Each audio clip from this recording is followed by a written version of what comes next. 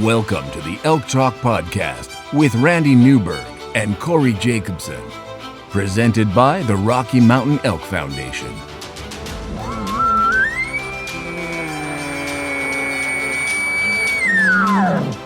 The goal is, what little you and I know about elk hunting, we share with people. I've got an elk bugle, it's like 120 yards away. What do I do? First off, the thought would never cross my mind when an elk's bugle 120 yards away to call anybody on a cell phone.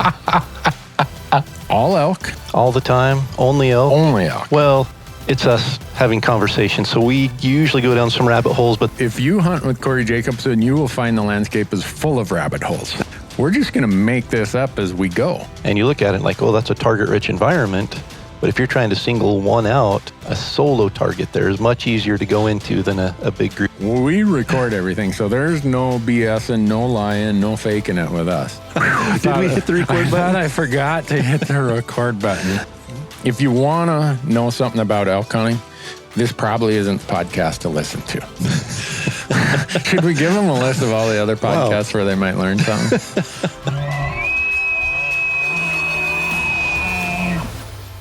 The Elk Talk Podcast is brought to you by the Rocky Mountain Elk Foundation, ensuring the future of elk, other wildlife, their habitat, and our hunting heritage. To become a member, go to rmef.org. And the podcast is also brought to you by onX Maps. And with onX Maps, you can know where you stand with the most accurate hunting GPS tech on the market with land ownership maps that work offline. Go to onxmaps.com and use promo code ELKTALK, and you're going to save 20% when you sign up for an app membership at onxmaps.com. The podcast is also brought to you by Gerber. Go to gerbergear.com and learn about the knives, the Vital, the Big Game Vital, the Gator Premium, all the things that we use when we're out in the woods, and not just knives, but also some really cool multi-tools that they have. We're also proud to partner with Sitka Gear, and if you go to sitkagear.com, you'll see their full line of clothing, and their tagline is turning clothing into gear, and they are doing that through advanced technology that allows you to stay in the field longer, hunt harder, and stay safer. The Elk Talk Podcast is also brought to you by GoHunt.com. Go to GoHunt.com and sign up for the Insider. The Insider is changing how hunts and hunting information are found. No doubt about that. Use promo code ELKTALK, and when you sign up for the Insider, you're going to get $50 of store credit, mad money, in their gear shop. And we are also brought to you by Rocky Mountain Hunting Calls. And Rocky Mountain Hunting Calls is the original designer and inventor of the pallet plate diaphragm that's completely changed the way elk calls are made and used. And to find out more and to order your elk calls, go to RockyMountainHuntingCalls.com or BuglingBull.com and use promo code ELKTALK, and you're going to save 15% on all of your elk calls and elk call accessories. Well, Corey, I know people are probably wondering why we're spending so much time on the podcast right now talking about application deadlines, but it goes back to that podcast. We said that if you don't have a tag, you're not going elk hunting. Yep. Most important first step of elk hunting is acquiring that tag. Yeah, and these states have them all stacked up in the winter and springtime here. So I guess next on our list is my home state of Montana. And since I don't apply there as a non-resident, you're not as familiar with the non-resident draw. I know that seems weird. I have friends who apply and you apply, and it's a complicated system in Montana, and I wish it was different. Yep. But it's not. It's gotten easier with online, and you can kind of step through it a little easier, but understanding the difference between the general license that is a draw for non-residents and the draw hunts, the controlled hunts, which are completely separate and a completely separate application, it definitely gets confusing. Yeah, I've asked Montana's licensing people, why do we do it this way? And they said, well, we've never completely started from finish. So it's like the old house you bought and you just keep remodeling or adding on, and you remodel this room in 1960 and then you add on this little balcony in 1975 and then you remodel the dining room in 1984. It looks messed up, and it is messed up. Yep. And then you pull the vinyl flooring up and realize there's natural hardwood underneath it. Yeah, Montana just needs Montana's draw system, in my mind, needs a fire. Complete overhaul. Start over. Yep. It's terrible for me to say that, but our deadline for deer and elk is always March 15th. The good news about Montana is you find out usually by April 15th to 20th. And you brought up the really important part that we should just start with for people to understand. In Montana, we have, I think it's 160 or 165 total elk units. 130 of those, I believe, are just general units. So the limited entry hunts, we're only talking 30 or 35 units where you're applying for a limited entry hunt. So there's the first hurdle that you have to clear in Montana is you have to acquire a general elk tag. General elk license, they call it. And that's... It gets confusing when you talk about licenses and tags. Some states permits require a hunting license and an elk tag. Some states you acquire the license, and that's good for your license and your elk. And so Montana requires the elk license. Right. So non-residents. So residents, we get to just go buy it over the counter. Yep. And that's our general elk license. Non-residents, you have to apply to acquire that, and statutorily, Montana is required to issue 17,000 non-resident elk or elk deer combo licenses. Yep. So there's two types of licenses you can apply for, just the elk only or the elk and deer combination version of it, which gives you your elk tag and your deer tag. And then once you've acquired this elk license, then at the same time that you're doing the application, you say, if I'm successful in acquiring a non-resident elk license, put me in for whatever limited entry hunt. Right, whatever limited entry hunt I might want to apply for. Yep. So...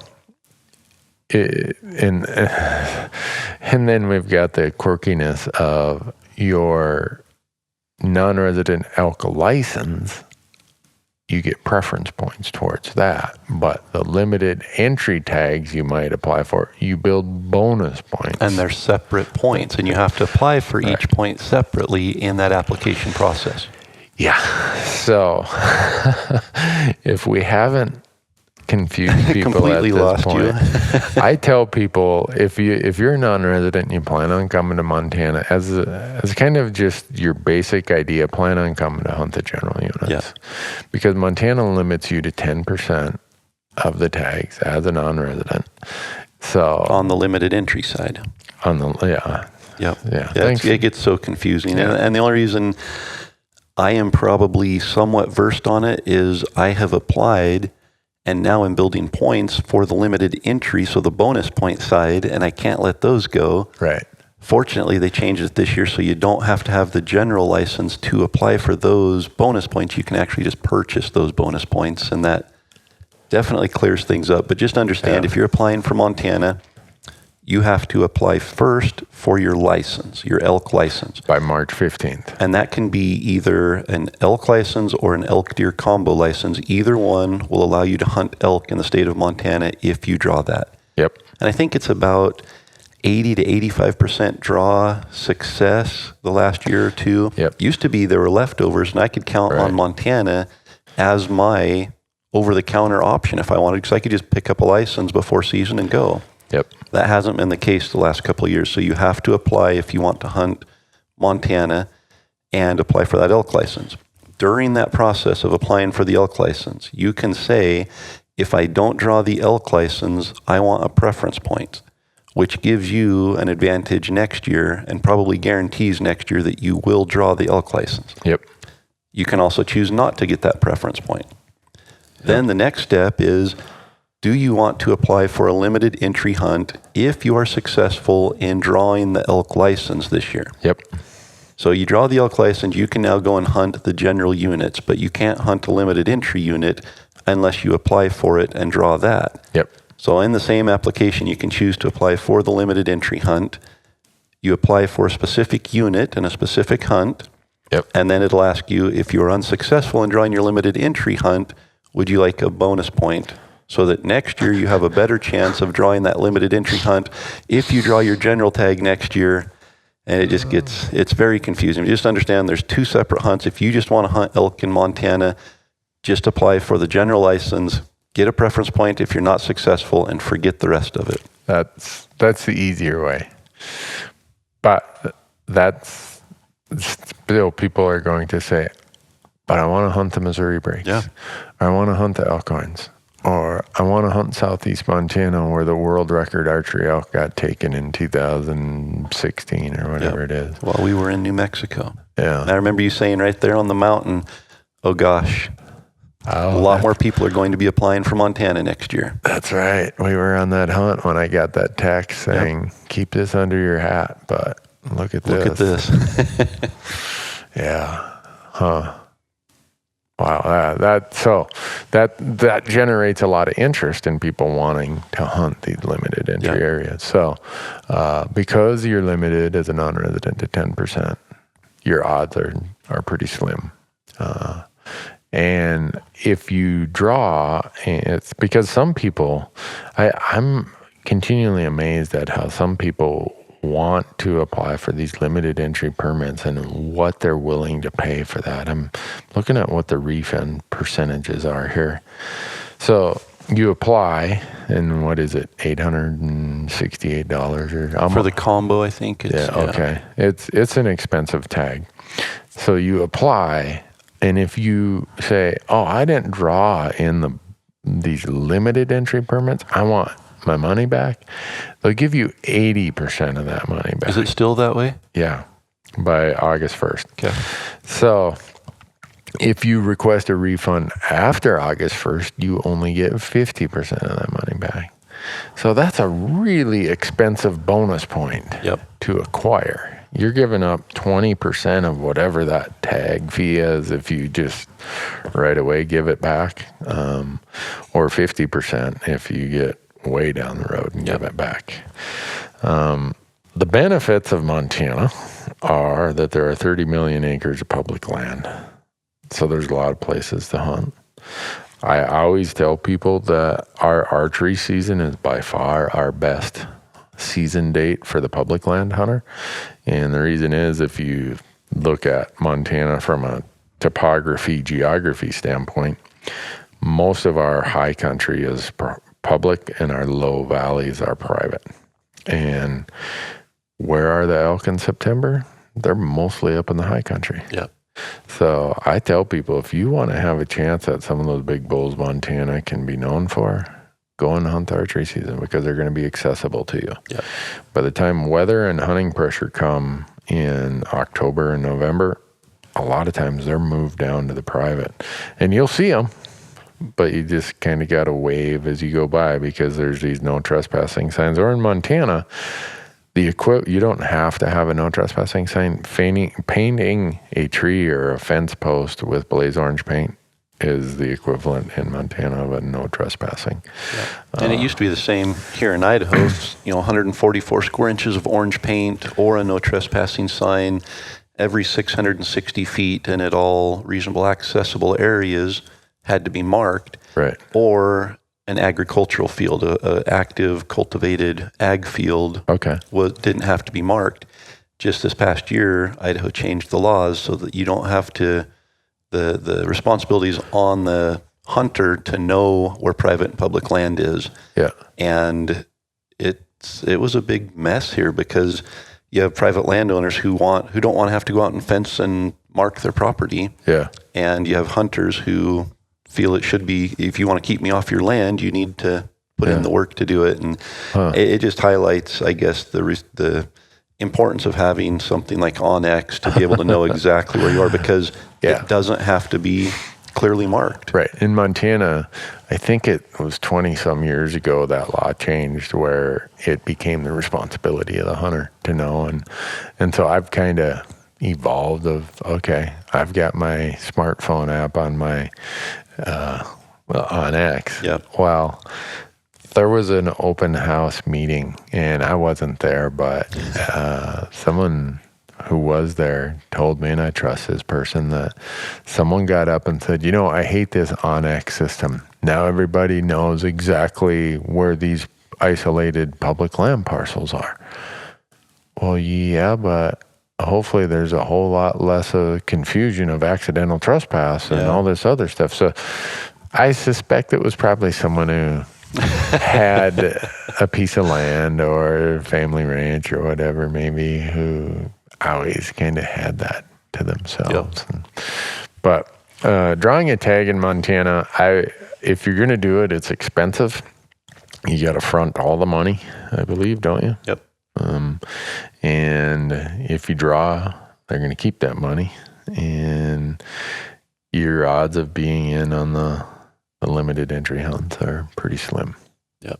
But the good news is, if you are an archery hunter and you get after it and you go to the places a little bit away from the pressure, there's some pretty darn good elk hunting in Montana with a bow. And the thing that got me the first year I applied, it's been 4 or 5 years ago, I think I have 4 or 5 points now for limited entry. Mm-hmm. I had to apply for and successfully draw the general elk license. Right. And once I did that, I could then apply for limited entry.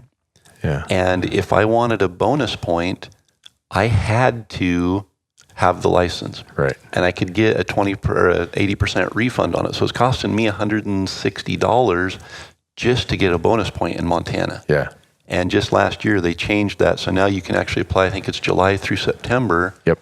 And you can purchase those preference and bonus points without applying for a license. So if you know next year I want to be guaranteed to hunt with a general elk license, over-the-counter general unit hunts in Montana, you can go and buy a preference point this year, and next year you'll be at the top of the list, guaranteed to draw that, and not have to apply this year and put up that money. Yeah. Was there some limited entry elk hunt you had that was high on your list that you were acquiring those points for? No, you had told me to just start acquiring points because you had a secret spot you were going to take me. Really? Yeah.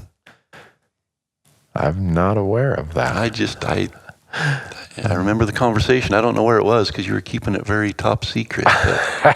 Did it require a helicopter? It did require a helicopter. Oh, okay. Well, we can go do that if you want to. You've got enough points, you'd probably draw. Yeah. I've got 3 points. I know I'd draw. But where I used to fly that helicopter in, the landowner went and built this ridiculously tall fence on his property, which is fine. I mean, he did not completely. When that whole fiasco struck, I walked it with my GPS. I'm like, whoa, wait a second here. This is off. And so I sent all that information to the BLM, and they forced that landowner to get his fence off the BLM. But it has definitely impacted the quality of the elk hunting there. It's unfortunate. Used to be a great opportunity, and people think it costs $10,000 to fly a helicopter.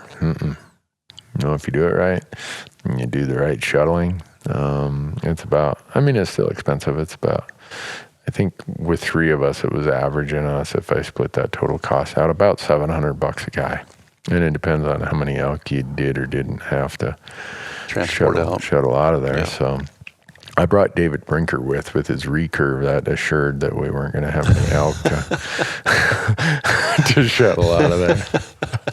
Sorry, David. Well, at least you didn't bring him with his compound and ensure that you're going to have to shuttle him out in an emergency situation. That's true. So, poor David. He gets picked on a lot. He does. But no, that unit there, I've drawn it 3 times for rifle and twice for archery. So we've flown in there 5 times. If you're serious about wanting to do a helicopter thing, I've got a list of properties in Montana we can fly helicopters into. I'm sure the audience is like, give me a break. You guys are hunting out of helicopters? But see, and I just envisioned us like in a basket under the helicopter with our bows and hunting them from the helicopter. Yeah, I think there's rules against that. Yeah, probably. Anytime you start talking about something really fun, there's probably a rule against it. I mean, you can go do that, Corey, but you'd probably end up with that group of guys who are residents in multiple states or who don't worry about drawing permits. They just hunt anyhow.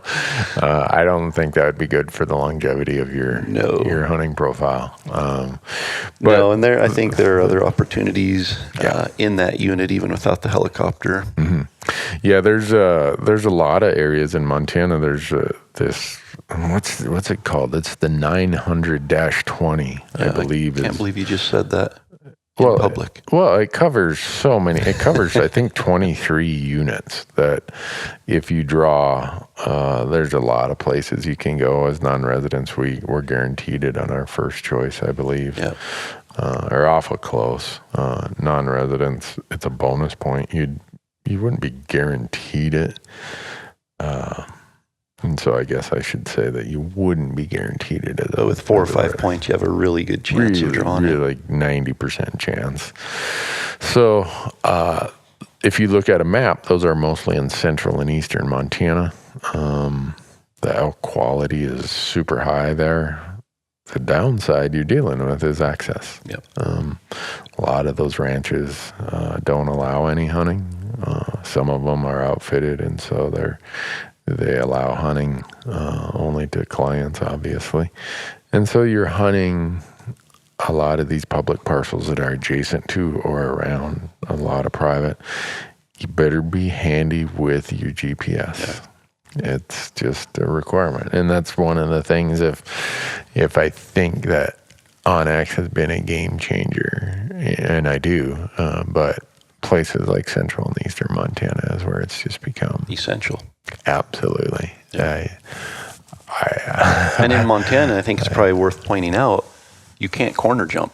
Right. No corner crossing. So you can, if there's 2 private parcels that are in between 2 public parcels and they form that corner there, you can't step from public land to public land. Yeah, and I try to tell people, if you want to envision it, think about a checkerboard. You got the black squares and the red squares. And say the black squares are public and you're trying to stay on public. It's kind of like stepping across where on a checkerboard those corners meet. Yep. In Montana, you can't do that. So access, if you're literally landlocked, you can reach across and put your finger on public land, but you can't step across there legally. Yeah. To get to it. And so when they have those checkerboard areas, it changes the game. It's not just a simple matter of navigating through all of these checker spots. Yeah. You've got to back out, go clear around, and access it from another direction if possible. Yeah. There's a bunch of other places that people tell me there's too much hunting pressure and elk don't respond to calling. Really? That kind of sounds like a challenge to you. It's probably just because people are out there calling too much and the elk are educated and call shy now. Yeah. But does that mean Let's go there. That's what I was waiting for. Let's go. All right. I have not hunted up in some of those areas for archery for 6 or 7 years. Just not because I don't want to, just because of calendars. So there's some nice elk in those places. And the reason that they're in such demand is they're big chunks of public. So you don't have to deal with nearly the amount of private problems. And those areas are, it's not a secret. Those are areas north and south of the Missouri River. People call them the breaks. And then there's some other limited entry units in central Montana around Lewistown. There are some other limited entry units, kind of scattered and spread throughout the state. But I tell people, the quality of elk on those properties or those public lands are not even as good as they are in a lot of other general units. Yeah. So don't even. And I've bother. hunted the general units twice in Montana, and it's a tough hunt. Yeah. It's a public land, over-the-counter type hunt that, there's 17,000 non-resident elk licenses issued in addition to all the residents who can go to the Walmart and buy the tag. Yeah. So you're hunting pressure. Fortunately, Montana has enough elk country and habitat that you can still get away from people and not have that sea of other hunters. But you're typically going to be seeing somebody at a trailhead or somebody camped nearby you and for sure hunting elk that get a lot of pressure throughout the year. Yeah, I'm just looking at this map here and I tell people when you see the map issued by Montana Fish, Wildlife, and Parks about elk objectives, understand that the Montana Elk Management Plan, I think, was written in 2003, and so the biologists came up with their numbers, and by the time the politicians got done with it, these objectives really don't have anything to do with carrying capacity or herd size or health or anything. So when you see these ones that say, they're way over objective, know that those objectives were set really low. So if they're under objective, you might want to avoid that area. Yeah. Yeah, if it's under objective, that means there's already a really low number that the objective was set at. So if it's below that, if it's in one of these yellow areas that say below objective, like a lot of these ones up in northwest Montana, get out of Dodge. Yeah. I don't know how. Every year people kill some nice bulls up in northwest Montana. They got to be the most unbelievable elk hunters or the luckiest elk hunters in the world to consistently do that. It's tough. You'll see here in central Montana, that's where most of the over objective stuff is. Yeah. And then you got the green stuff that is within objective, and they don't set objectives as a number. They set them as a range, and that's why it says within objective. You can see where we hunted down here. It's white. And the white stuff says, not applicable. Yeah, there's no stated objective. So I think they just say, those elk there, those are going to feed grizzly bears. We're going to use those to not feed. Hopefully the grizzly bears will be full and they won't eat humans then. Yep. And then you look at the statewide elk harvest, and you see some of these big blips that go on. A big part of this is weather related, because here's the other good part about Montana is you get 6 weeks of archery. All you got to do is buy your archery little validation thing. For residents, I think it's $5. Yeah. I don't know what it is for non-residents. And then there's 5 weeks of rifle. So if you're flexible in your calendar and it allows it, you can spend a lot of time chasing elk in Montana. That general elk license would allow you potentially to hunt for 11 weeks. 11 weeks, yeah. 6 of it archery, 5 of it rifle. That's insane. And so when you see these big blips, and we're looking at the GoHunt Insider here, as I'm showing this to Corey, a lot of this is weather related. Yeah. When you see a big blip, it means, we had a really tough winter and it pushed the elk down low and we just smacked the bejeebers out of them. And we're looking, 2015, 32,000 total elk were harvested compared to 2013, just 2 years before, when just 20,000. So, that's a 50% swing. Yeah, over. Yeah. Yeah, 20,000 to 32,000. Yeah.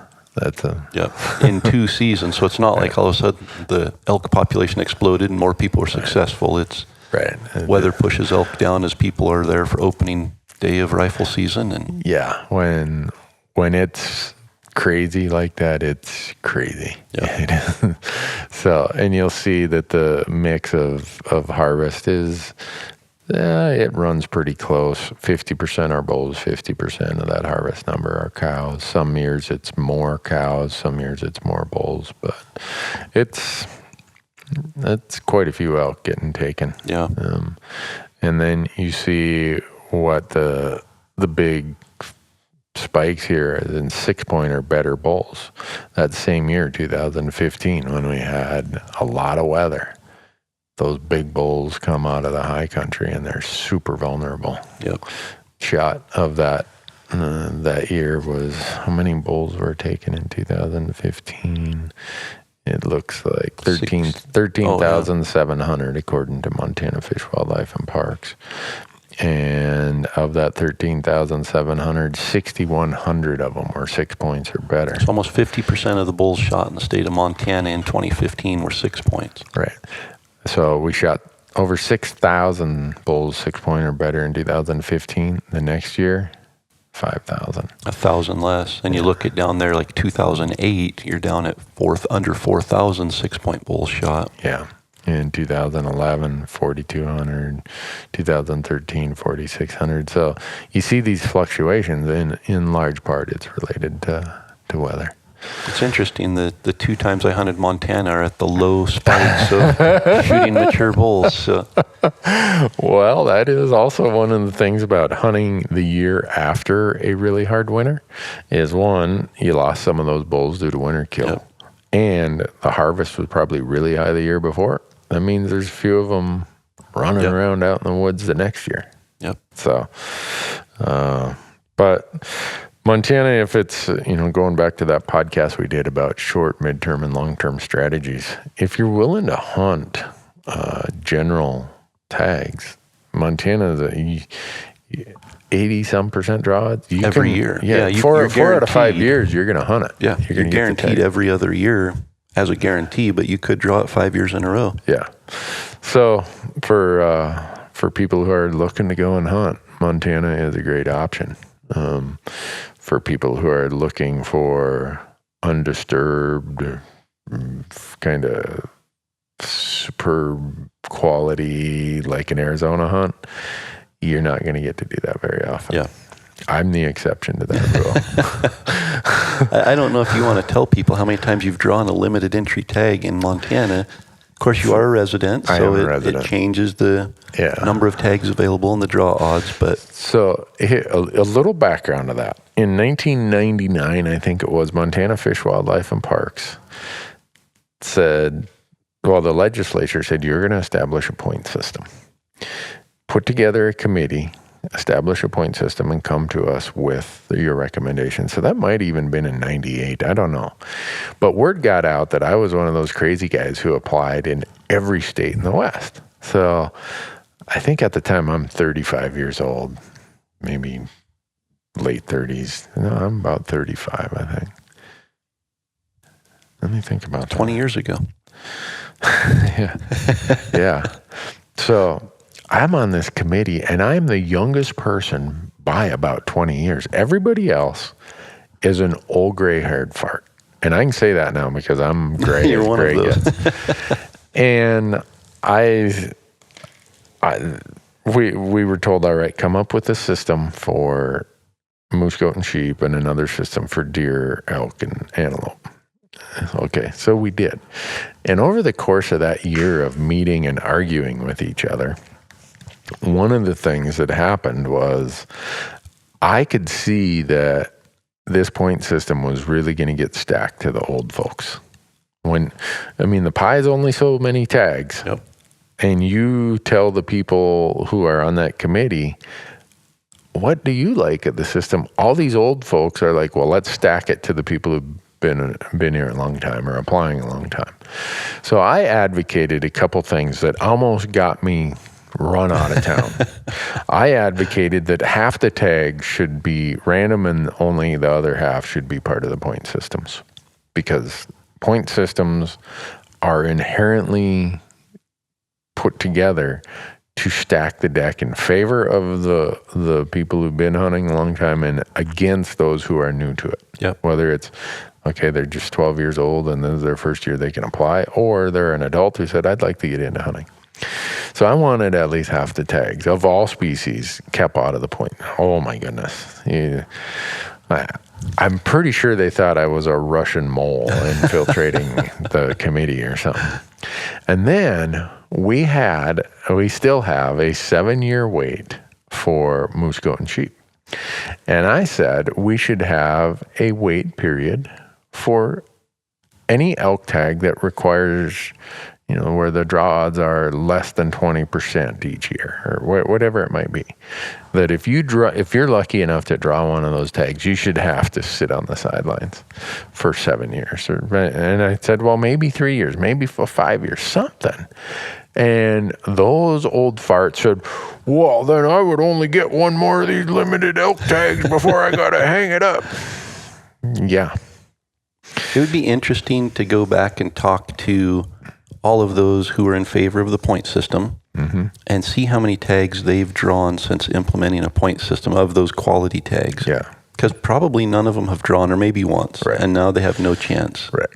And so they all laughed at me. In fact, Charlie Decker, who is one of the founders of the Rocky Mountain Elk Foundation, he and I sit on that board, and he still remembers some of the fights we had. He'll bring it up in front of him. So we'll have an RMEF board meeting, and he'll point over, he's like, don't trust Newberg there. He'll argue with you to the ends of time. I've sat on committees with that guy. And he does it all out of great humor. He's a wonderful guy. But there's been times Charlie's confided, now that I think Charlie's well into his 70s. He said, I now look at that preference bonus point thing that Montana has. I worry about these new and young hunters. Yeah. And if anyone gave me an open ear on those committees, it was Charlie. He'd listen. He was a fish and game commissioner in Montana for 8 years, I think. So he was accustomed to taking input and analyzing. But there were some people who just were like, heck with that. No way. Yeah. Well, this is the background to the irony of me drawing so many limited entry bull elk tags in Montana. You were against it. Yeah, I wanted to have me be put on a wait list. So I drew the Missouri breaks in 2004.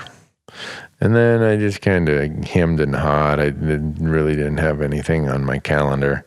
And I drew Southeast Montana rifle in 2009.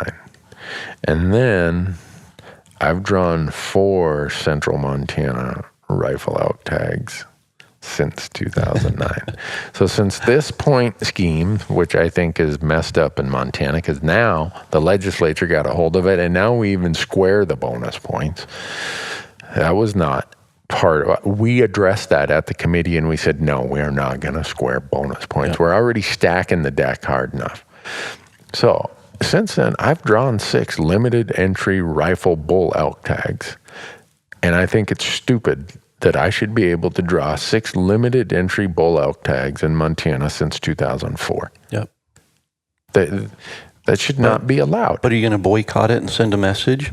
No, that doesn't what send can a I message. Do? Yeah, I mean, I'm that's the rule. I'm going to apply. You got to play the game. Yeah, and shame on Montana for allowing that to happen. Yep. They should have a 3 or 5 year wait for guys like me who draw that tag. Because that clears those who have had a chance, and that's the whole thing. People say it's not fair if I apply for 10 years and don't draw a tag, and somebody comes in their first year and draws that tag. Right. Well, that is the definition of fair.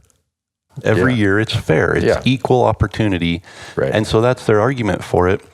But then if they draw that tag, they've got it. They should have to shuffle out and let some of these people who haven't drawn it come in and draw it. And that helps level it out. And it's just, it gets so confusing. We talked before about just a little bit about the point system. But once you go down that road, it has to continually change to be able to adapt, because it is not a one-time, here's our scheme, we're going to run with this. 10 years down the road, it's a completely different ballgame, and you have to adjust, and pretty soon you're adjusting yourself away from what you really set out to accomplish. Yeah, and so this committee, and I'm sure a lot of other states are similar, and right now there's a bill in Wyoming to put their residents on because right now the non-residents are on a point system in Wyoming, but residents aren't.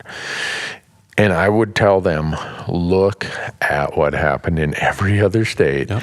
What you just said, what you think you're buying today ends up being something completely different in 5 years and 10 years. So Montana, here's the example. We put together this system that it first started out with moose, goat, and sheep. And then they said, all right, it's working. Okay, let's make it for elk, deer, and antelope.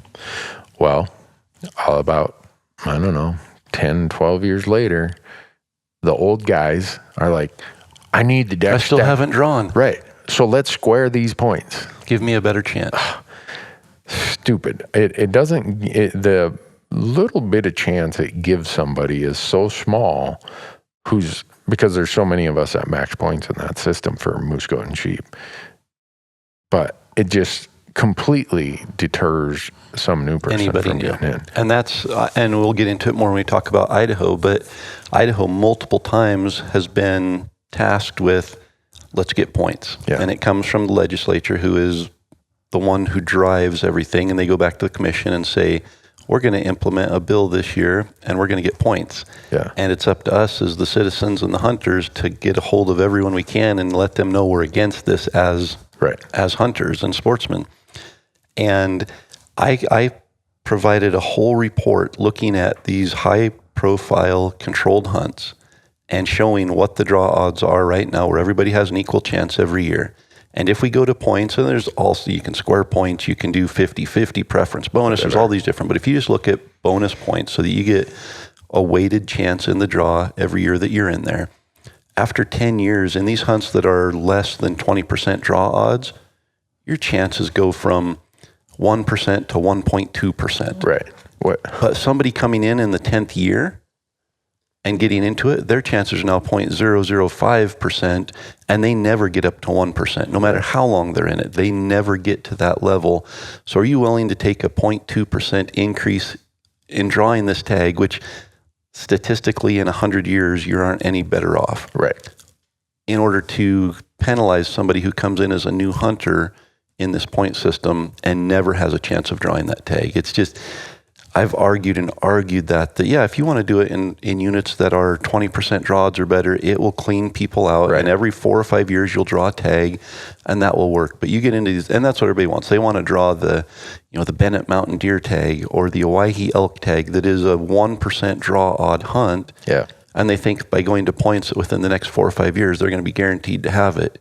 No. It doesn't change your draw odds. No. And we've seen that in Montana. So not only did the legislature decide to square the points, about 4 years ago, and I call this the gray-haired pissed off club. And these bunch of pissed off gray-haired guys show up at the legislature with even a better idea. Oh, excellent. Let's change it again. And of these moose, goat, and sheep tags, let's take a portion of them and put them in a separate draw for guys who are over 62. Oh. Yeah. Really? You're just going to pull these out of thin air? Are these extra moose, goat, and sheep that have been living on the mountain that we didn't know about? Or are you saying we're going to steal these from you younger people? Yep. I was fit to be tied. Yep. I called all my legislators and representatives. Well, in 7 years, you're probably going to be in that group, so you're probably waiting for then to get those tags, right? Yeah, when I turn 62, I'll bring that bill back to the legislature. We talk about discrimination when it comes to non-resident tag allocation, and there are mandates and lawsuits that have been fought already to establish it's not discrimination. Right. You start taking tags from somebody of a certain age and giving them somebody of another age, that might get into discrimination.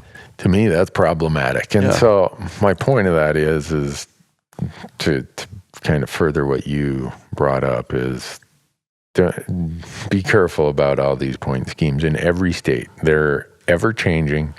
What you thought you bought today might not be what you are buying 5 or 10 or 20 years from now. And very seldom do these point rules or ideas change to benefit younger hunters. I've never seen one yet that said, let's do this to benefit the younger hunters. So I think it's important to explain most states or many states it's the legislature who sets the laws. Right. Yep. And legislatures they're controlled by budget. Mm-hmm. And they look at something like a fish and game department and they say, this department is struggling financially. So we need to come up with a plan to make more money for them. Mm-hmm. And when you go into a point system, it generates money because all of these people now are applying. You can charge them $6 or $10 or let's even sell bonus points for every species in the state for $50 a piece. And look how many thousands of people are going to buy these points and generate all this revenue for us. Yeah. And so they force that. A lot of times it's forced upon the Fish and Game Department and upon the sportsman, contrary to popular desire, to generate revenue and to benefit a handful of those who feel like it's not fair for them. And so it's not necessarily the Fish and Game Department all the time. It's usually not sportsmen, at least not educated sportsmen, who get behind point systems because it really is a detriment to new hunting especially, and it doesn't improve for those of us who have been here a while. No, I hope that New Mexico and Idaho can continue to be the last strongholds of sanity when it comes to point schemes. Look at any state. Is there a single state where you can say the point system works and we love it? Yeah. The only, you said something about that if there's more than 20% draw odds, it'll clean people through. I think there's a few places where you could say that, that's working okay. But if you have very few tags and tons of demand, point schemes are not going to solve that. The only thing that's going to solve that is putting more elk or more deer or more sheep or whatever on the mountain. Or a lot of people quit hunting, which we don't want that either. So, So, and again, it goes back to most of these hard to draw hunts have big animals, trophy animals. And lots of public land and, And so I think it's, important to make sure we're teaching that right perspective of what hunting is about. Yes, I would love to shoot a monster bull elk every year. Oh, me too. But honestly, if a 5-point bull comes bugling in my face, I get excited, and that for me is hunting. And I am happy shooting a 5-point or a small 6-point. I might pass up a bull now and then. It's not because I'm trophy hunting. It's because I'm wanting to prolong that experience of being out there and not fill my tag right away. And it's, I think it's so important that we teach that younger generation. We all get, start admiring the antler size. And we all want to put our tag on a big set of antlers. But when that becomes what drives us and what drives us to get behind schemes, it's not going to benefit us and it's not going to benefit wildlife. No. So that was a tangent that started from you asking how many how many limited entry rifle elk tags, bull elk tags I've drawn in Montana. And I'm sorry that we have the strategy the way it is, but I'm up to 3 points again now. My history says I'm due, man. And then, you're entitled to it. I talked to all these other people they're at max points. But if you're applying for the elk horns or the bear's paw, even at max points, your odds are really, really slim. And I guess for some people, they kind of, Montana is their own little application strategy of, look, I got my general tag. I got a good hunt lined up for general. I'll buy a raffle ticket. I'll swing for the fences for one of these really, really crazy ones. And, if that works for them.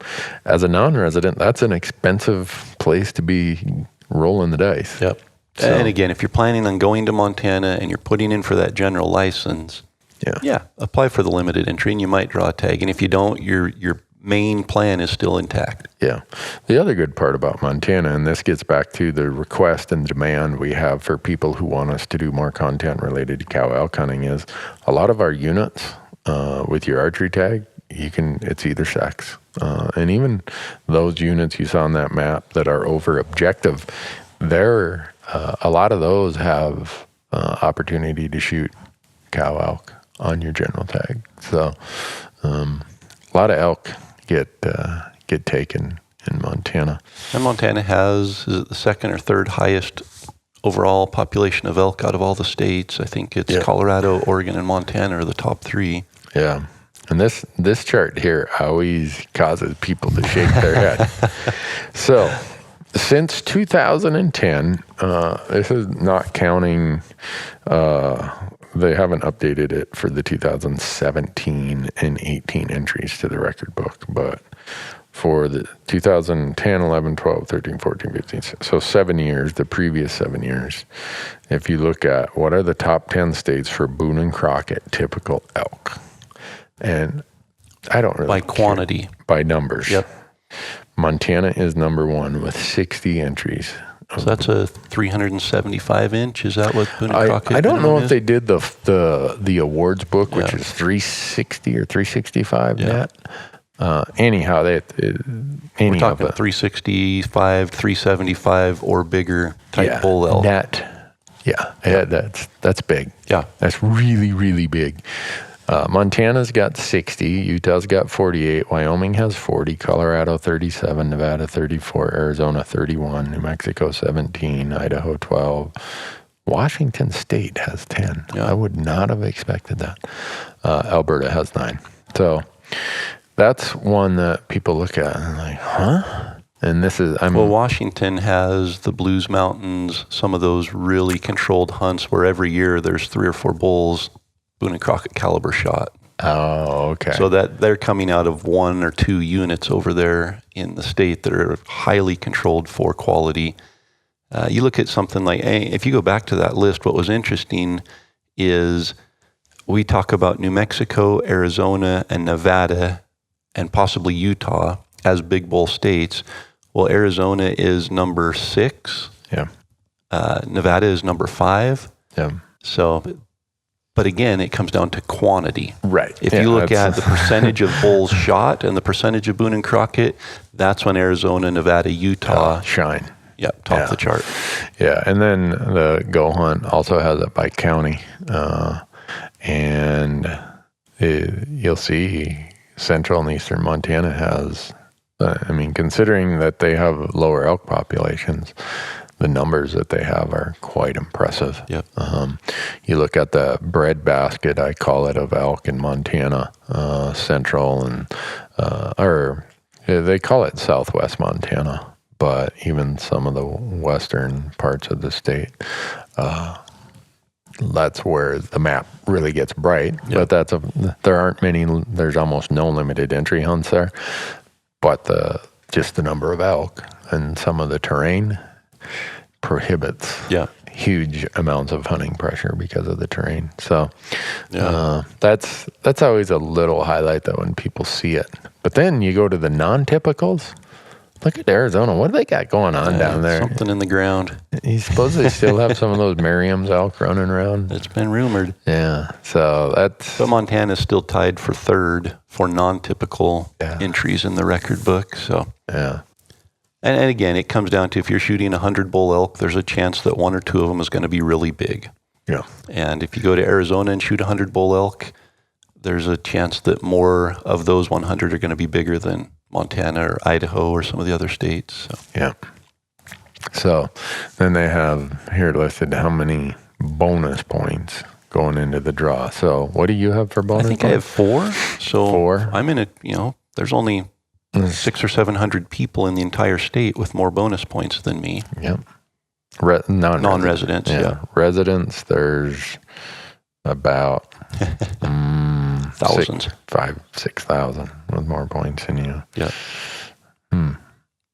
So you have maybe for the audience, you're one of these guys right here. What can I do with 3 to 4 elk bonus points? Yep. And you're looking at the Montana strategy article on GoHunt. Yep.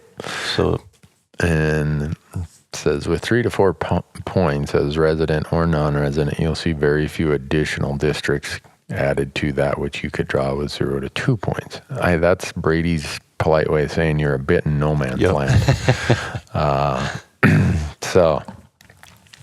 But it does say non-residents will see a few more districts now available with 100% draw odds, which can be attractive use of your points. Right. And they'll primarily consist of archery-only seasons. Yeah. Which is kind of your specialty, right? Yep. Okay. I don't know if it's my specialty, it's my addiction. All right.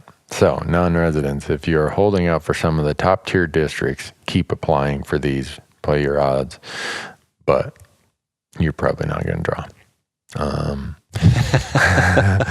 Archery hunters, though, now it lists a series of archery tags that you'd have a really good chance at as a non-resident with 3 to 4 points. And that's what I love about filtering on GoHunt is I can go in there and say, I'm in Montana now.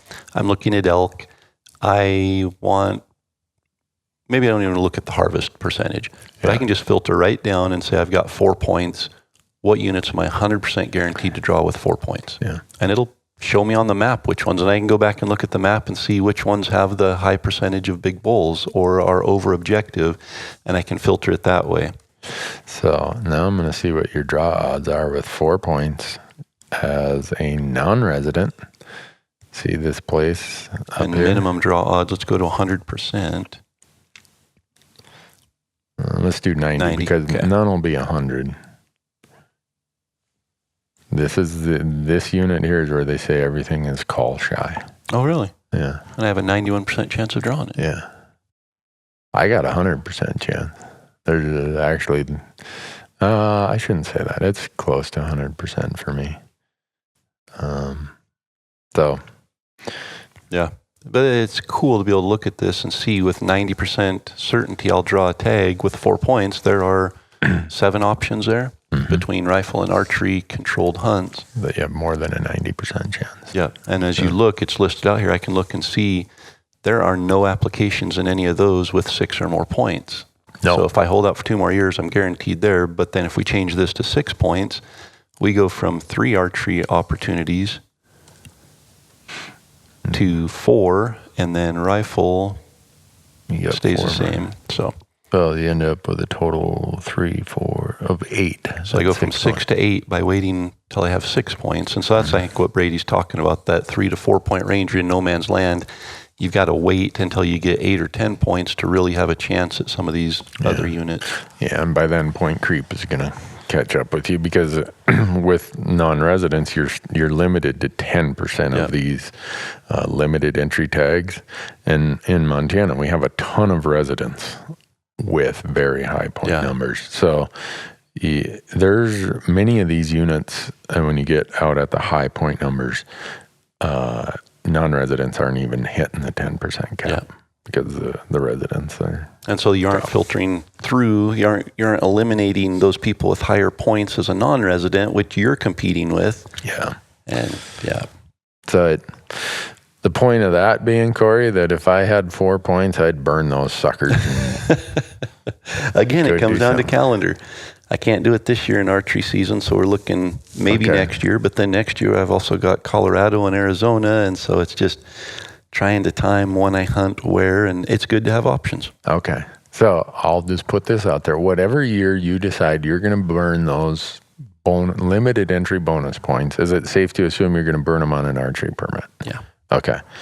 Whatever year you decide to do that, we'll apply as a party, and we'll go hunt.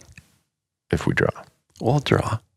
Yeah. No, we won't apply as a party because I'd bring you down then, and as in the non-resident pool, you'd be screwed. So we'll apply separately. Would it bring if you apply as a resident, non-resident, do they average points? I believe so.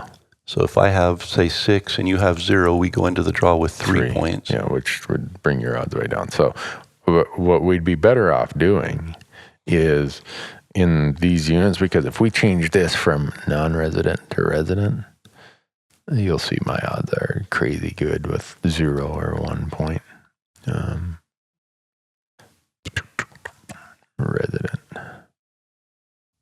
elk.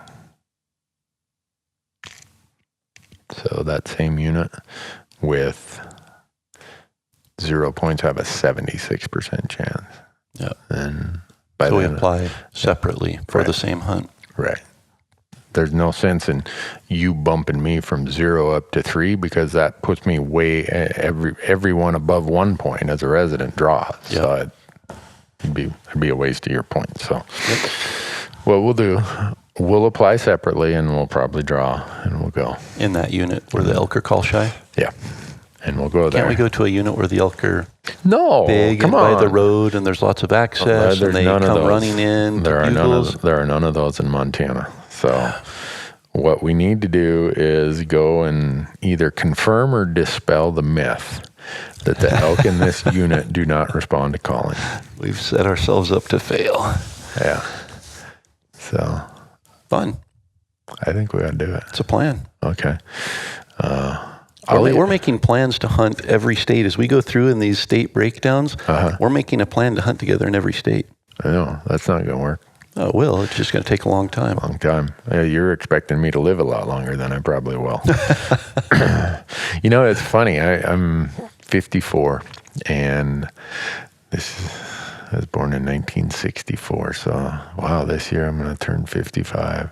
That's when you get your AARP membership, I believe. And start getting discounts at restaurants? Yeah, my wife is 3 years older than me. She's already...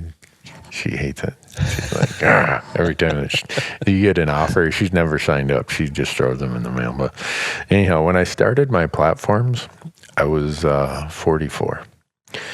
And I said, yeah, I'm going to backpack elk hunt until I'm 65 if I'm lucky. I'm halfway to that mile marker. I'm like, that mile marker doesn't look that far away right now. Because I can look back just those 10 or 11 years, and those don't seem that long ago. That's what I said as my goal for how long I was going to backpack. But now it doesn't look that far away, so you can extend it to 72 or 73. There you go. Yep. Yeah. I thought you were going to say, I'm already thinking about calling it on backpack elk hunting, and I was going to stop you there and not let that happen. So no, I'm glad to hear you're extending that. I haven't said I'm extending it either. No, but I did. Okay. So I'll carry a backpack. It's going to be a really little backpack. That's all right. I'm going to need a bigger crew. Llamas. Right. You two are the Sherpas and you're the camera guy. Just shut up and let me shoot. Isn't that what llamas are for? Yeah. Oh, those llamas. Have you used llamas? No. Oh my gosh. You keep talking about it. Well, if you'd hunt with me some year, we'd bring llamas. Okay. It is a game changer of the highest degree. How do they do in like 3 feet of snow? I shot a mule deer in Montana. The snow was up over our knees. Kept right on trucking. Excellent. I mean, I'm not going to set up my camp up at 9,000 feet and 25 inches of snow, so I don't need to worry about how well the llamas are going to survive up there, because I'm not hanging out up there. But I'm just thinking for packing out my elk in November when I come over and hunt with you. Oh, they'll do just fine. Excellent. Trust me. They packed out an elk. We were in Montana opening week of rifle season in late October. The snow had mostly melted, but we were up at over 9,000 feet, and they packed the camp. We had 12 of them.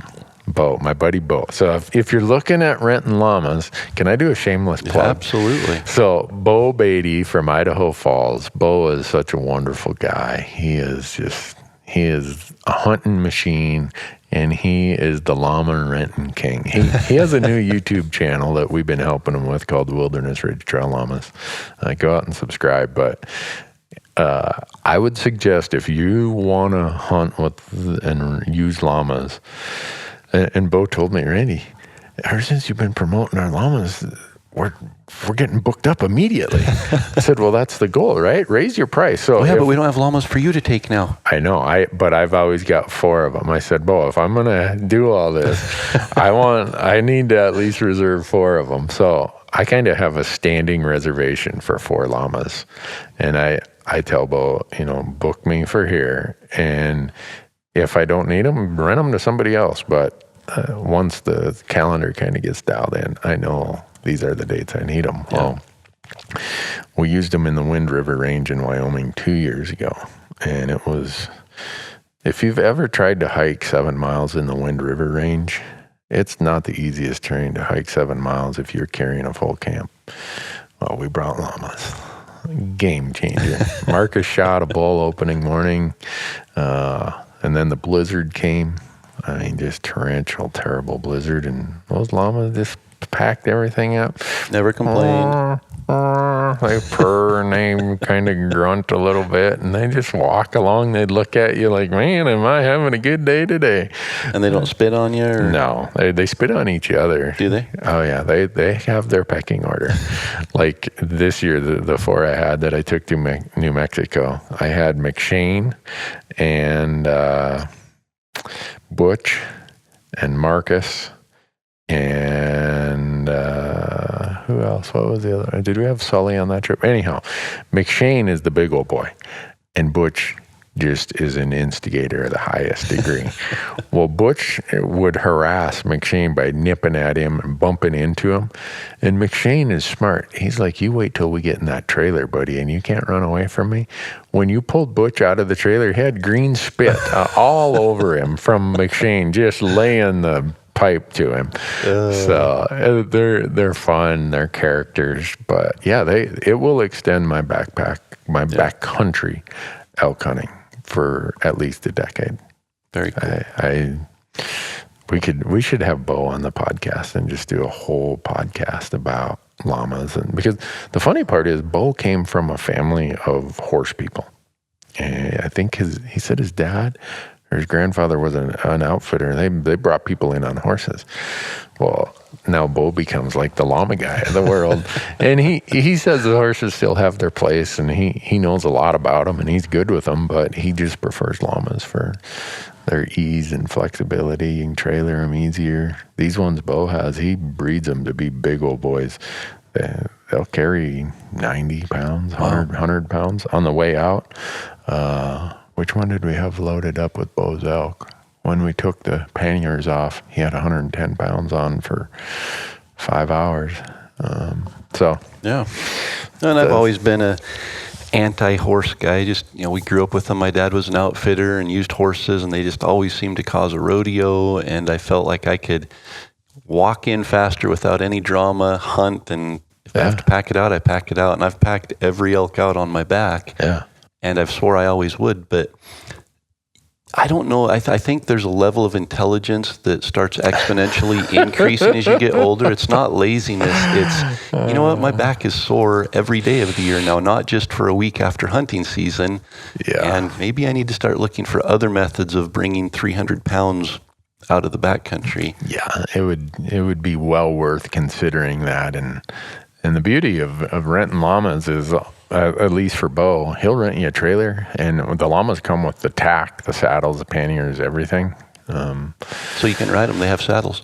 No, I would not suggest that. But they're a lot of fun. Let's make that a point that when you come to Montana elk hunting, we will have some llamas. That'll be fun. And I think once you use them, you'll be like me. You'll be calling Bo, hey, can I reserve a couple llamas for the month of September? So, well, I don't know if we've solved the Montana quandary. I think we've explained a very complicated system, and hopefully in terms that anybody because it's a great short-term option to draw an elk tag. Yep. And it's not if you were just to go out blind and get on Montana's website and try to apply, you would probably be calling somebody who lives in Montana and saying, what in the world is going on? Which tag do I need? How do I just want to come hunt with you. What do I do? And hopefully we've dispelled some of the confusion around that. Yeah, I hope so. The other thing is usually sometime May 5th through the 10th, if there are any leftovers, they go on sale. First come, first serve, and they sell out. Those elk tags usually sell out really quickly. But then you get this kind of dribbling effect of people, the tags dribble back in. People return their tags over the course of the summer, and so you can get on that list of the alternates or whatever they call it. And when people turn in the tag, you can be in the hat to get one of the return tags. Yeah, so, and just a word of advice. If you were going to try to draw a leftover tag or purchase a leftover tag, get on there the day before, know exactly what hunt number, which license you need to get. If you watch Destination Elk, Tommy, who was our hunt winner last year, who came out and hunted with us this year, we ended up hunting Idaho because last year we missed the deadline to apply for the Montana license, which is where we planned on going. Okay. And then we lined him up to purchase a leftover one because there were leftover general elk licenses. And in his hurry to get on there and be the first one and everything, he accidentally purchased a general cow license. And ended up with a cow elk license instead of a bull license in Montana. So just, you're in a hurry. It's a first come, first serve, and make sure that you're getting the right license. Know what you're buying. Yeah, and that goes back to the draw too. Make sure you're applying for the right one. Oh yeah, every year somebody burns a huge amount of points on a cow tag. Yep. Montana is terrible because some of them are -20, some of them are -50, and it's like, you better really pay attention. Yep. And when you get to the checkout at the end in Montana, it doesn't let you review your hunt codes. It just says purchase. Yep. And before I hit that purchase button, I really like to be able to look at those hunt codes. Yeah. There's some states that when you click on it, it'll drop down and describe this is an antlered hunt for this date, Right. this weapon, everything. But I don't think Montana gives you that luxury of reviewing. No, if they do, it's something new that I'm not aware of. But so, well, we've covered Montana, Rocky Mountain Elk Foundation Access Project for this episode. This one's going to be a little different. It's called the Morrison Creek Public Access Project, and it's in Wisconsin. And I know some people are going to be like, Wisconsin, why? Well, there's a lot of elk getting reintroduced back east. And a huge amount of funding to the Elk Foundation comes from members who don't live in elk country. Yeah. So you now have elk, if you look back east, Wisconsin, Michigan, Pennsylvania, Virginia, West Virginia, Tennessee, Kentucky, Arkansas, and Missouri. And I'm probably missing one there. And huntable populations in a handful of those. Yeah. North Dakota, South Dakota, I believe they have elk, and I think North Dakota has an elk season. Yeah, they both have elk seasons, open to residents only. Yep. Minnesota has a very, very small herd. I think they give away, and it varies a year, 10 to 20 resident tags. So, but anyhow, this project in Wisconsin is a 360-acre private in-holding that was, one, it is great elk habitat, but two, it solved some access issues within a county forest back there, and the RMEF Wisconsin members were really excited. They did a lot of fundraising to pull this off, and so it's nice to see that elk conservation and elk access is happening in places that as I was younger, I would have never dreamed that there'd be elk. Yeah, it's still hard places. to imagine an elk in Arkansas. Yeah. I mean, it just doesn't seem. But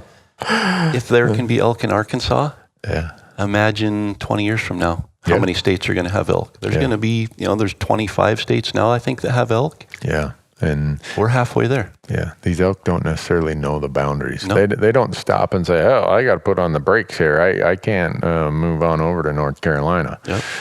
Well, there already are a few elk that have taken from Kentucky and Tennessee and moved to North Carolina, and so I didn't even list them, but that's kind of what's happening in Virginia. West Virginia actually said, "Bring them here. Yeah. Don't slow down. Get them here." So it's fun to watch. There's challenges, but now with CWD is going to be a big challenge that these states have to face because it's hard to find a herd of elk where you can certify that they are CWD safe. So that'll be an interesting part as we expand elk to other places. But point is, RMEF is doing access work wherever elk live. And I think it's cool. Yep, absolutely. Well, ready for the Sitka question? Sure. All right. So this one, since we talked about Montana, I think it's a fitting question, but it comes from Brian. And Brian says, how about some discussion on upcoming podcast for grizzly and wolf units, or even areas next to the bear-aware areas, and how to proceed with camp, bear and wolf sign, and how to proceed chasing elk in these areas during archery and rifle seasons. So he's coming from Michigan, where they don't have to deal with predators and the effects of predators both on hunters and prey. If he's coming from Michigan and not worried about wolves, then he's coming from southern Michigan because any of the Yoopers would instantly say, "Wait a second, we're overrun with wolves over here." So I'm pulling up the GoHunt Insider. They have a map of where the growing grizzly concerns. Yeah. And in Montana, you just need to know that now anywhere in the state, there's a possibility of wolves. But the likelihood of wolves is definitely in the core of the elk country.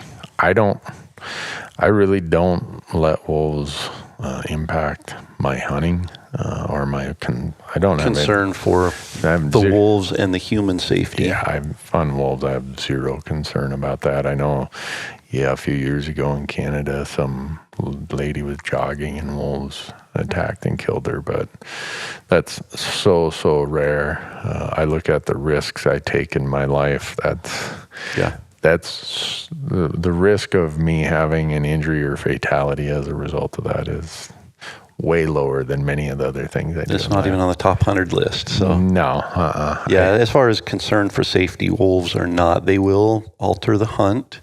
Yeah. And we can, we've talked about that, and we can continue to. I think that would be a whole podcast. We could get into how to hunt elk in a wolf-infested area. Yeah. Or how to find a new area to hunt because of wolves in an area. But when it comes to grizzlies, I've hunted Montana with you in that area that we were in fresh sign every day. We didn't see a grizzly bear. Right. And then we've hunted heavy grizzly country in Wyoming where we did see grizzlies. We saw 5 at one time on one hillside, and it does change how you camp for sure. It changes how you get about in the woods as well. Yeah, I can't express enough about the importance if you're camping in grizzly country. Keep a clean camp. There's so many videos and guidelines about how to do it and what you got to do. But that's probably your number one problem that's going to result in a grizzly conflict. Yeah. Yes, you read about the ones where somebody is there gutting and gilling their elk, and those are tragic events, and that definitely is a possibility. Whenever I shoot an elk in grizzly country, that's when my head is on a swivel. Yeah. And it changes how I hunt a little bit in that I prefer not to be out there gutting and gilling a grizzly in the dark. Or not a grizzly, but an elk in grizzly country in the dark. But sometimes you have to do it. It always causes me some consternation when I come back for the remaining quarters. I always hang them someplace where I hope I could see from far enough distance if they were disturbed or if a bear was on it. I've done You just have to be smart. And I've got a story to share of a time I wasn't smart. When it comes to grizzlies, and we put a trail camera on an elk carcass in grizzly country thinking, how cool would it be to see grizzlies come in and clean up the carcass? And it was a great idea until the night we were picking up camp, and I realized I still have that trail camera over on the carcass. We have to hike in right about dark and get a camera. No way. And it turned into a situation that fortunately we did it as smart as we could, but doing it initially wasn't smart to begin with. Yeah.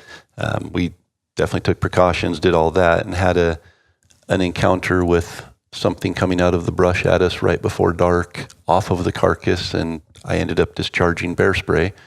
But fortunately, it was just a vulture, and oh, really? Only my hunting partners got the brunt end of the bear spray in the face. But you have to be smarter about how you do that. And I share that as an example of not a smart thing to do in grizzly country. As cool as the idea was, and we did get grizzly bears on the trail camera, the risk of that, it just puts you in a situation you don't need to be put into. Yeah, and I always preface this by saying someday if I'm a grizzly bear turd, I understand if all of you want to say, see, told you so. But where you and I archery hunted, I went back in there rifle hunting this year, and 2 of the 5 days we were walking in grizzly tracks. Yep. They're there. It is what it is. And the one day though was pretty unnerving because it had snowed and it was blowing really hard, and the tracks were getting snowed in. Even our tracks were getting blown in really quickly. And we got into some timber where, these tracks were made in the last 10 hours, and it's a sow and 3 cubs. And we'd been walking in on those tracks. And so the rest of that walk in, getting to our glassing spot, I was out in the lead and I was glassing everything, just making sure. Yep. And finally they disappeared after about a half mile. They disappeared. But it definitely adds an element that you just become more aware. You got to think it through a little more. But There's a reason why we didn't see any elk hunters in there, because they just don't want to have to deal with that headache. And I'm willing to deal with that headache. And I know that my 2 encounters I've had in that area with grizzly bears, the bears ran the other way once we saw each other face to face. So I'm lucky from that aspect. But I'm sure if I keep hunting there long enough, I'm going to maybe have that encounter where someone says, I'm not running away, pal. Yeah. And I think, you mentioned camp is the most important. I think there is a priority of ranking of where your concerns need to be when you're hunting in grizzly country. Number 1 is your camp. And every time we've hunted grizzly country, we've either stayed someplace where we were out of grizzly country, meaning a hotel, a rented cabin, something like that, or we've stayed in a state or federal designated campsite that has bear food boxes that makes it easy for you to have a clean camp. And that kind of, it doesn't eliminate the concern, but it helps mitigate the concern. And then next is, walking up on a carcass when you have the elk down.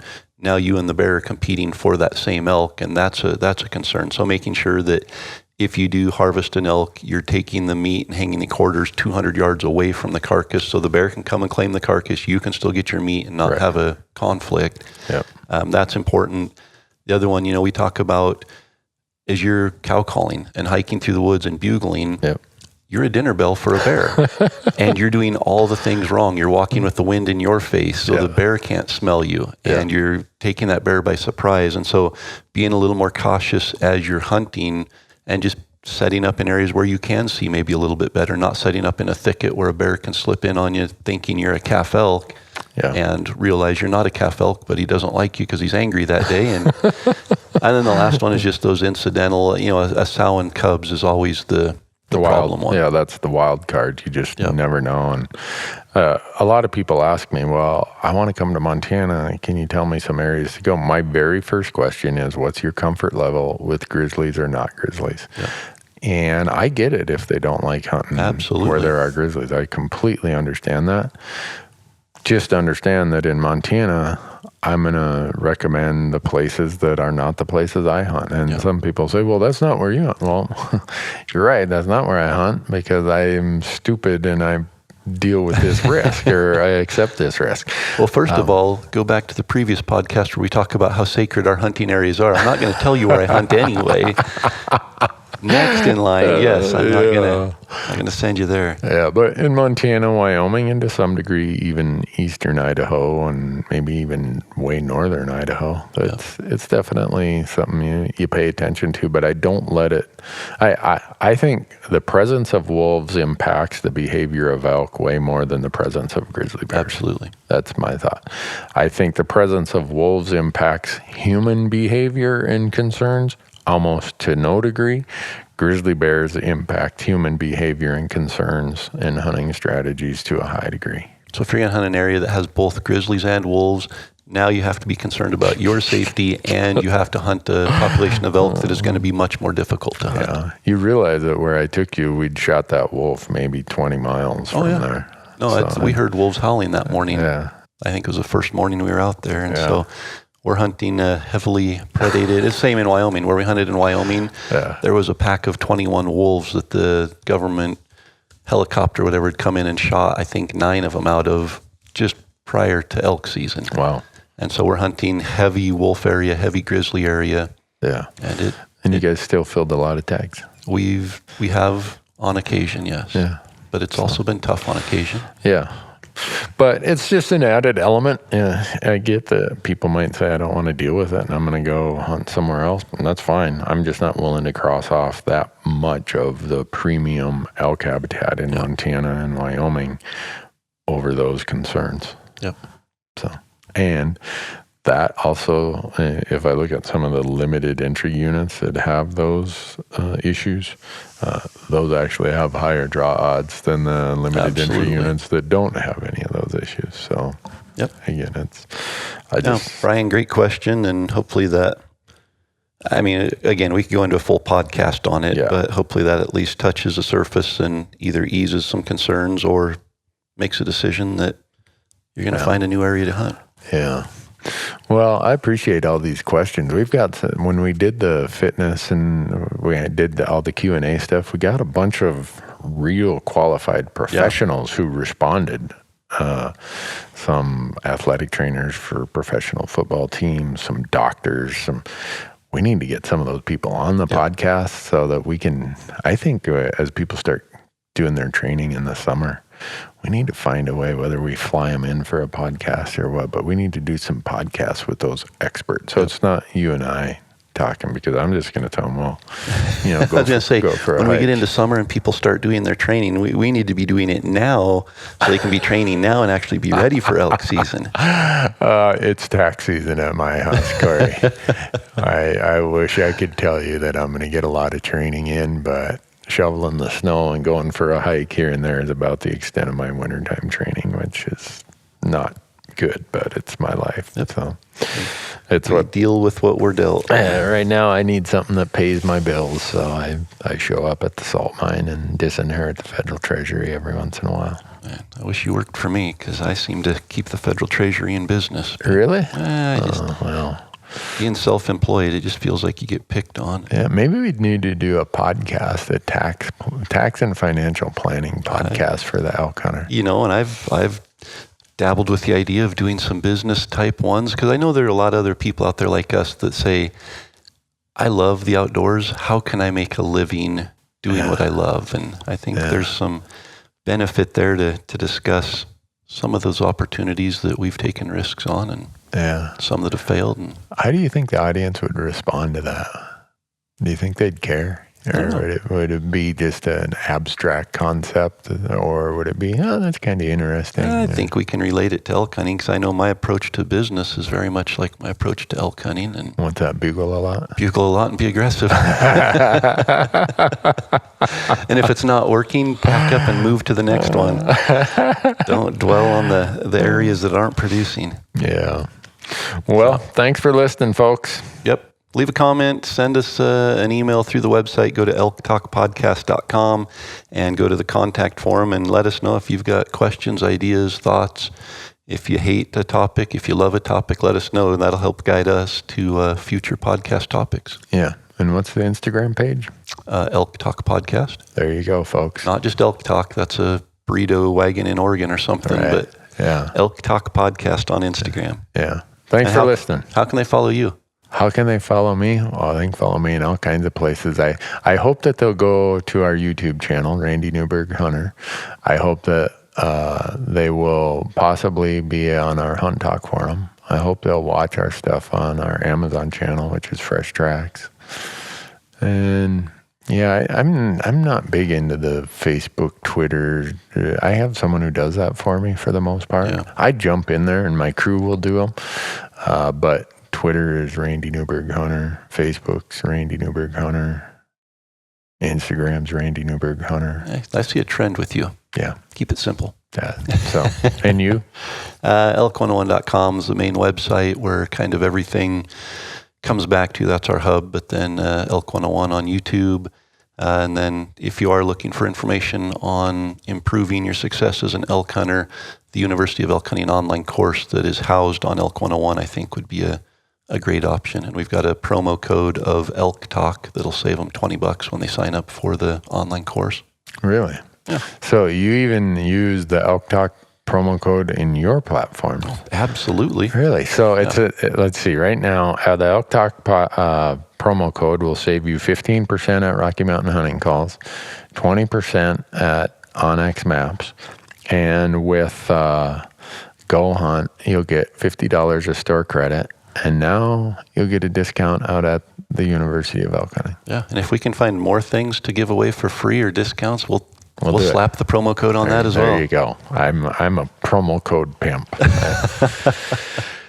All right. Awesome. Thanks, guys. We'll catch you on the next episode.